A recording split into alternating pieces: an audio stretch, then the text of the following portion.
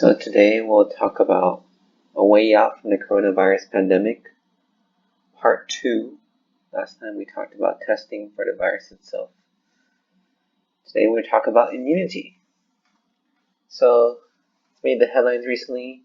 New Zealand, a small island country, can they eliminate the coronavirus?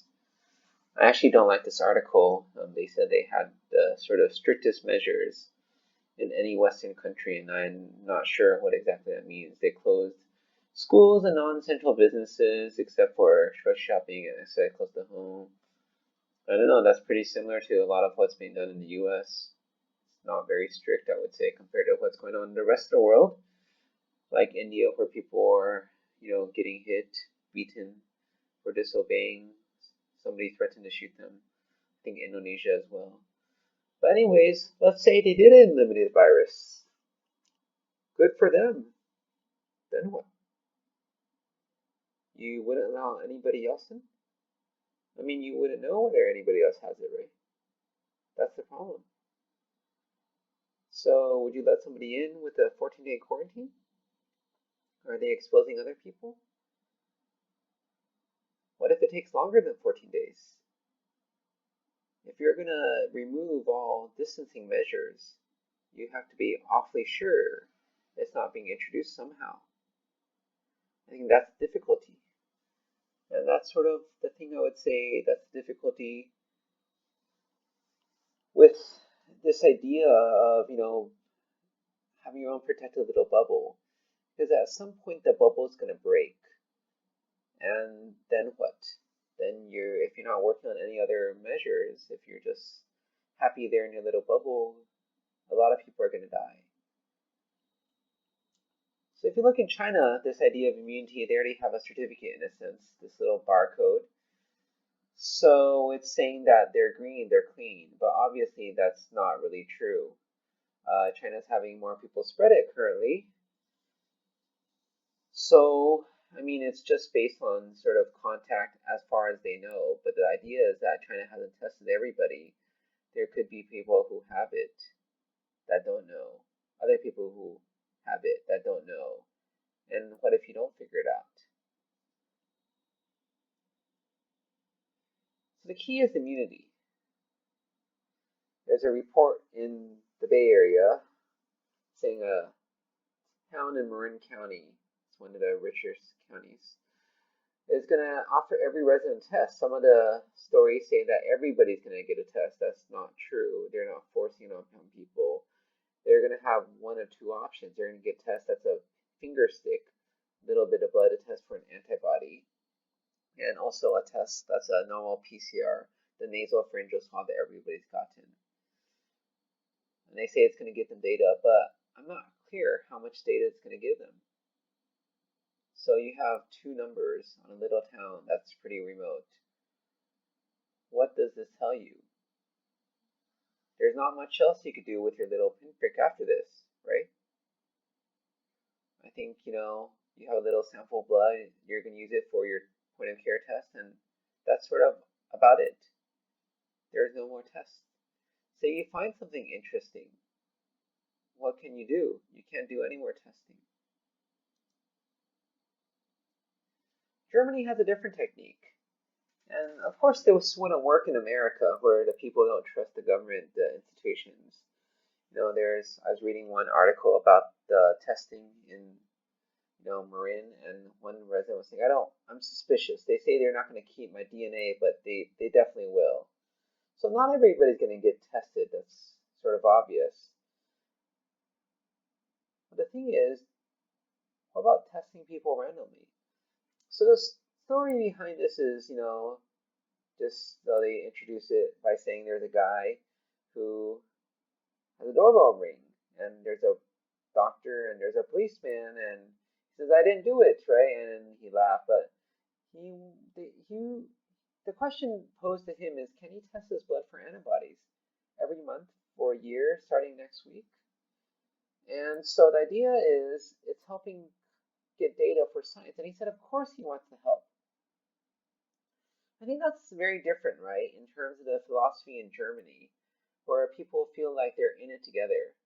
And so they're trying to understand how many have the virus, but I think it's more than just understanding how many have the virus. They're trying to figure out a lot of stuff. And the thing is, they're trying to figure out, what is immunity? Is it even possible, right? There are different antibodies, as we talked before. There's lots of parts of the virus that you could have an antibody to. Which ones are relevant? Which ones are not? Which ones are protective? Which ones do a little bit? Which ones do absolutely nothing? It's like we get bumps in response to the mosquito bite. The bumps actually don't help us fight off the mosquito in the future, obviously, right? It's a reaction, but it's not useful. I mean, unless you say it reminds us that we're allergic to mosquitoes and we should beware of mosquitoes. So the idea I find is, we gotta find some of these unicorns, people that are actually immune. Because if you look at it, right, there's a lot of diseases we actually don't get immunity to. The common cold, they say there's lots of different viruses, but we could get the same virus over and over again. HIV, well, I guess nobody's really recovered, so then you can't talk about immunity in the first place, other than the people who just cannot get it, right? Because they have a mutation. Chickenpox, shingles, same thing, right? Well, we don't recover, we get it again. Well, we don't really get it again, it just reactivates. What exactly does the coronavirus do? Does it go away? Does it just sort of hide somewhere so you don't know it's hiding out, but you just can't see it? That's a very good question, right? These are very difficult to answer questions. And we can't answer questions without data. And we're prohibited from doing certain tests, right? I mean, if you study somebody, if you study a large group of people, and you give them the virus and you sort of see what happens afterwards, test their antibodies, see what antibodies they have, try to give them the virus again. But in our society nowadays, we don't do stuff like that. We don't believe in testing on people. And it's difficult to test on animals because, there's some thought, well, did this go from animals in the first place? When we get to animals, what if it mutates and comes back even worse to us? But this is a way of getting data. This is where observational studies come into play, right? They're just observing some stuff to see if they can make any sort of connections.